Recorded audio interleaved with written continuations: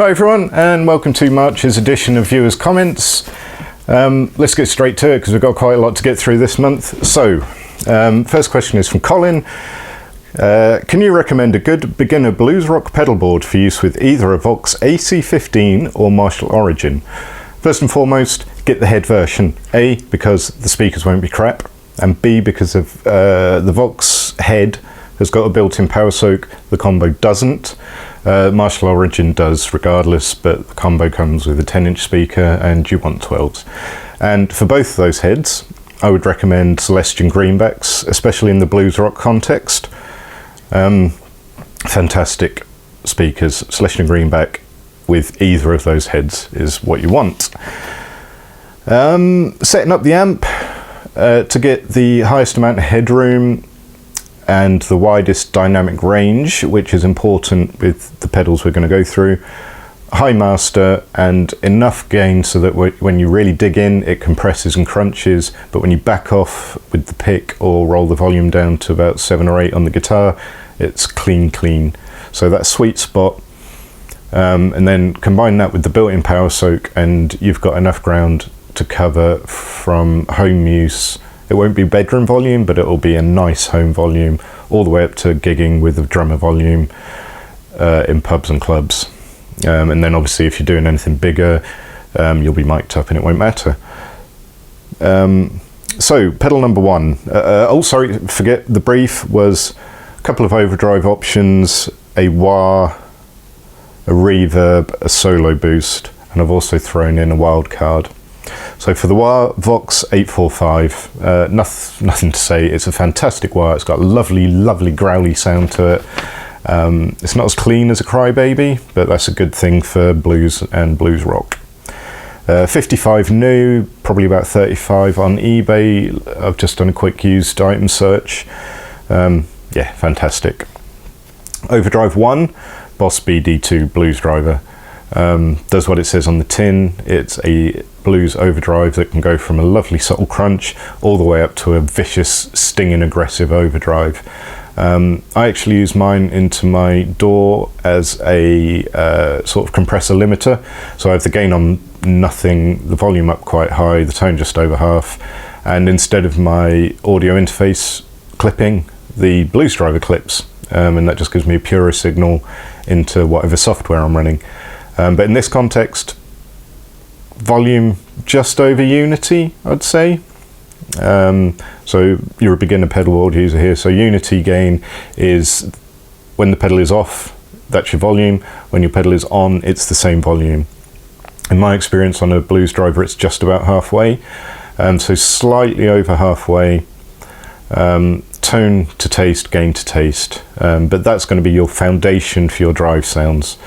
That plus whatever comes after is going to sound fantastic into either the Vox or the Marshall. So overdrive option number 2 is the Electro Harmonic Soul Food. It's a bit more specialist than the blues driver, whereas the blues driver is very flat across the frequency range. The Soul Food has definitely got an upper mid and a treble emphasis, which means it stacks nicely with the blues driver. It works with both the Vox and the Marshall when they're crunching. And yeah, it's just a fantastic second option, which stands alone, but also works with the blues driver. So essentially you've got 4 channels. You've got the amp on its own, you've got the blues driver on its own, you've got the Soul Food on its own, and you've got the blues driver and Soul Food together. So that's 4 overdrive options across the amps, because the amp will also be overdriving if you hit it hard enough. Fantastic, really versatile range there from just those 2 pedals. In terms of the solo boost, it was a bit tricky because the 2 amps are voiced quite differently in the mids. So what I've done is, yes, this pedal can give you up to 18 decibels of clean boost, you know, flat across the frequency range, but you can also tailor the mids and the treble and cut the bass slightly, just to get it to really pop with whichever amp you decide to go with. So it is the MXR 6-band graphic equalizer. As I say,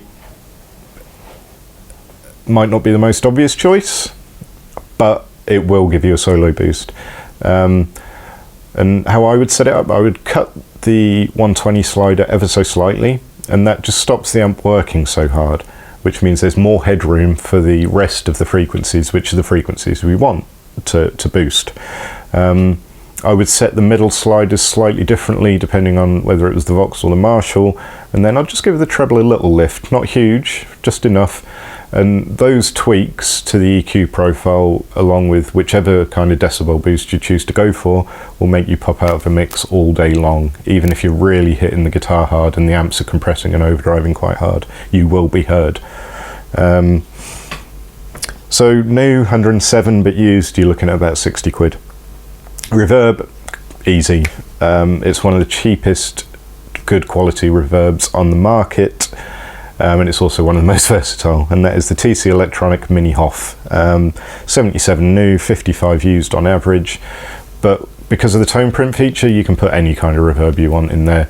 You will probably select one or two that you like, maybe 3 at a push, and this pedal will just run with them. If you decide you want something more specialist further down the road, you might want to look elsewhere, but as a starter for 10, Mini Hoff, absolutely fantastic.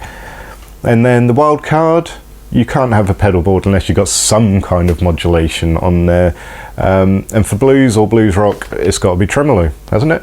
I think it has.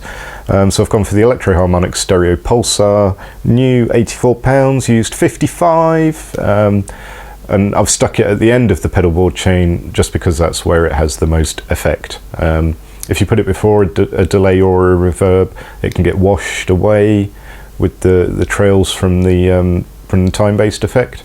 So yeah, very last in the chain, and you'll just get lost, hypnotized almost in the throbby, pulsy washiness of all those pedals together.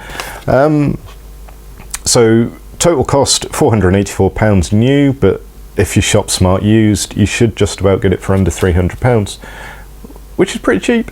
Plus, if you buy used, you're probably not going to lose any money if you decide you want to chop or change something further down the road. So yeah, let us know how you get on with that if you decide to go down that path. If not, it was a fun exercise for me. So question 2. Bit of a controversial one. This is from truck driver Sean. Sorry I couldn't protect your anonymity there. If you don't know who truck driver Sean is, go and check out the Riff of the Day on Facebook and on YouTube. Absolutely fantastic channel and community. Can't recommend them enough. And his question is, why do sorry, I'll just check that because I've already recorded this video once, but I forgot to turn I forgot to press record on the sound, so yeah, I just wanted to double check that we have got the little wavy lines and you can hear me this time rather than just looking at me. So, why do 80% of those who play PRS use it as a status symbol, and why is it frowned upon to enjoy the guitar as an instrument if it's not a PRS? I don't think that's a PRS issue. I've been on Fender and Gibson pages where they absolutely destroy anyone who isn't playing what they perceive to be the top of the range.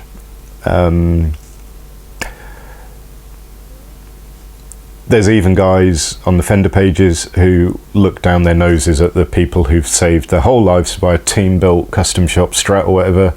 Nah, it's not master-built. Same on Gibson page.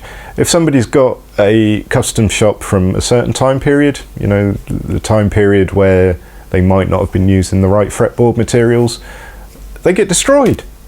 And bearing in mind, people have probably spent their whole lives or a big chunk of their working careers to save up for their dream guitar.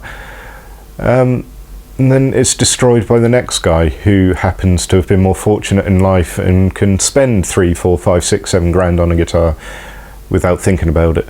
And yes, I have seen that elitism with PRS, but I've seen it with every other brand, and I've seen it outside of the musical instrument world. If you go into home hi-fi or photography pages, they make the guitar community seem like pussycats. They are vicious with their comments. So it's not a PRS problem, it's not even a guitar problem. Sadly, I think it's human nature that people automatically assume that their opinion is right. So by default, they think that the decisions they've made are right, which in turn implies that the decisions somebody else might make if they're different are wrong. And I don't know what the answer to that is. So yeah, that's, yeah, as I say, it's not a PRS problem, it's a human nature problem. Who knows? But the important thing is, if you've got a guitar, it doesn't matter if you paid 300 quid for it, if you've paid 100 grand for it, if you love it, it really doesn't matter what the next guy thinks. So that's my answer to that question. It may be right, it may be wrong, but that's the way I look at it. Question 3 is from Jeff. What do you think of Ashdown, and what would your dream big Ashdown rig be? I love Ashdown. I love the bass amps. I've not really tried the acoustic stuff, but it's always got good reviews in the magazines I like. I love the Hayden guitar stuff, especially the Mofo, which not only sounds great, it's got a fantastic name. But I mean, Ashdown, I love the sub-harmonic generator on Ashdown amps. I don't know if it's unique to them or not, but it just gives it an extra modicum of ballsiness that I absolutely love. And I mean, some of the players I like on the Ashdown roster the most are really varied, and I think that speaks volumes for the amps. Brian Marshall from Alter Bridge, James Johnston from Biffy Clyro, James Lomenzo from Megadeth, John Entwistle from The Who, Nate Mendel from the Foo Fighters. Really varied, all great players, very different playing styles, but they all sound great through big Ashdown rigs. In terms of a big Ashdown rig, I'd go the ABM 600 Evo 4 head, kicking out 600 watts. I'd go for the matching ABM 2x10 cab with the ABM 1x15 cab. That covers all tonal basses. It's relatively compact in that you're going to be able to get it in the car, and it's not going to take up a lot of stage space. And it's going to sound absolutely amazing. 600 watts, it's going to be loud enough for any venue, and if it isn't, the venue's going to have a PA. Yeah, absolutely versatile, brilliant, fantastic sounding rig. Next question is from Henry J. I think this one might, well, who knows, it could have been him. Why did Gibson keep losing money? I'm just going to leave you with their latest announcement, the giraffe-dog-horse hybrid special. I don't even know what that is, but they're charging $6.5 grand for it. And it's in limited numbers. Yeah, because surely there's not going to be that many people on Earth who are going to buy this damn thing. I know China have a population of 1.5 billion, but are you really going to find 150 or 50, I can't remember which it is, of them, of that population that are going to buy this? Or is it just another one that's going to be shoved in a bank vault, so it almost doesn't matter what it looks like? Who knows? If you're one of the lucky, is that the right word? If you're one of the lucky guys who've secured one of these, please let me know why in the comments, because I'd love to hear it, and I'm sure the rest of the guitar community would as well. Final question from Bobby. Are PRS 8515 pickup suited for metal? I think yes, and I've been banging on about this for years. Well, not that long, 2 years. I love right, they don't have a huge amount of output compared to some pickups. They're like 9.5K at the bridge, but it doesn't matter because you get the output from the amp. What does matter is they've got so much clarity, and the mids are just in the right place to amplify that clarity, if that makes sense, that yes, they work for metal pickups. They've still got enough output to get a bit of chug going with the right amp. Yes, they are fantastic metal pickups, but people tend not to believe me.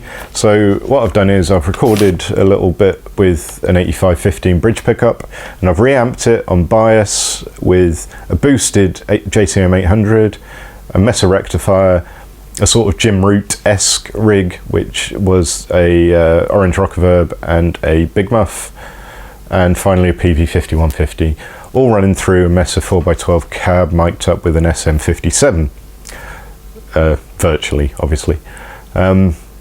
So yeah, let's do the sound test, do the talking, and again, let me know in the comments what you think. Before I go, before that little sound test, thank you to all my patrons on Patreon. With YouTube decided to screw over the little guy like me, it's even more important than ever that you please subscribe, like, share, all that jazz. And please check out my website, guitargo.co.uk. And my next video is going to be a demo of the Nags 7X.